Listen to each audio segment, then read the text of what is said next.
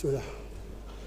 Honorable Tafsir Thioye maa ngi lay nuyu bu baax la ziyaare nit ku pondéré ku dal yaakaaroon naa ko feneen aussi fu mu amul merci.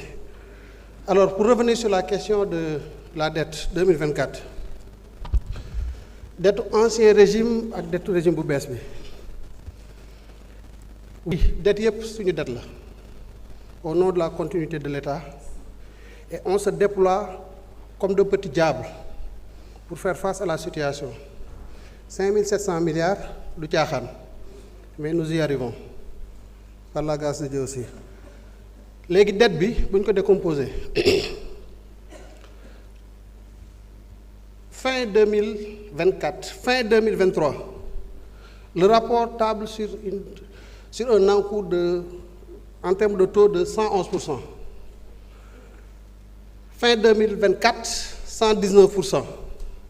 xam naa différentiel boobu moom nga calculer effectivement nga ne dettu ancien régime la ak dettu régime bees bi soit c'est vrai c'est le cas maintenant il faut être très nuancé lan mooy une dette supplémentaire c'est le déficit budgétaire et les autres opérations de trésorerie je sais pas si vous voyez un peu déficit budgétaire moom mooy li nga xam ne mooy yokk ci dette bi boo jëlee les autres opérations de trésorerie étant entendu que l'amortissement de la dette waxoon naa ko fi la dernière fois de manière schématique ma ne remboursement bi c'est un déstockage suivi d'un stockage da ngay rembourser en amortissement en capital un montant X moment bi nga ko rembourser tu as fait un recours au marché pour déstocker ko donc li nga déstocké automatiquement da nga ko stocké waat c'est ce que le ministre disait tout à l'heure que dette kenn du ko fay mooy remboursement déstockage boobu en réalité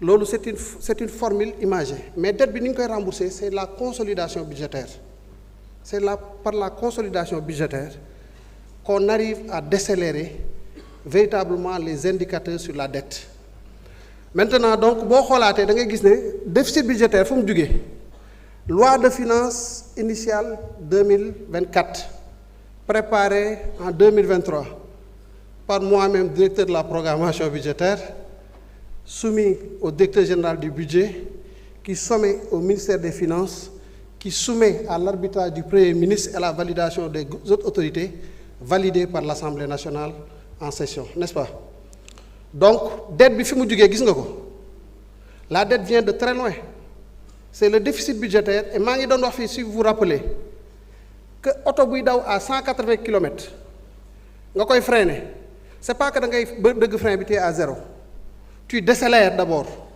mais décélération bi dafa am phase boo xam ne tu es toujours dans l'ancienne allure c'est pourquoi je disais ici que la dette là ce n'est pas notre dette parce que c'est un déficit budgétaire dont on a hérité qui était à 13,4%. Rapport Mazars.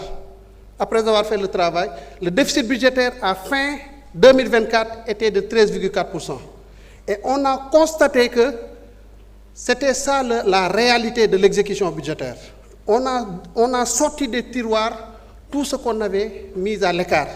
Bi ñu ko tegee ci table bi naturellement ça nous a amené à 13,4% avec le déficit budgétaire de 1600 et quelques milliards.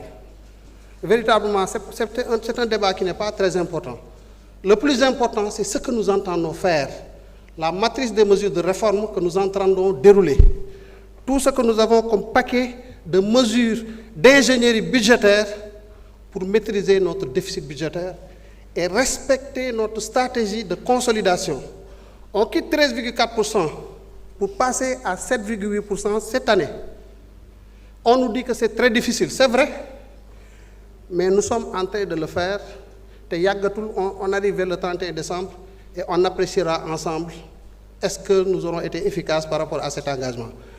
2026, projet de loi de finances, 5,3% de déficit budgétaire.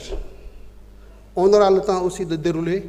2027, nous serons, Inch'Allah, à 3% parce que ce n'est pas négociable, pour reprendre les termes du Premier ministre à l'occasion de nos travaux. Et nous savons comment y arriver et nous sommes en train de dérouler.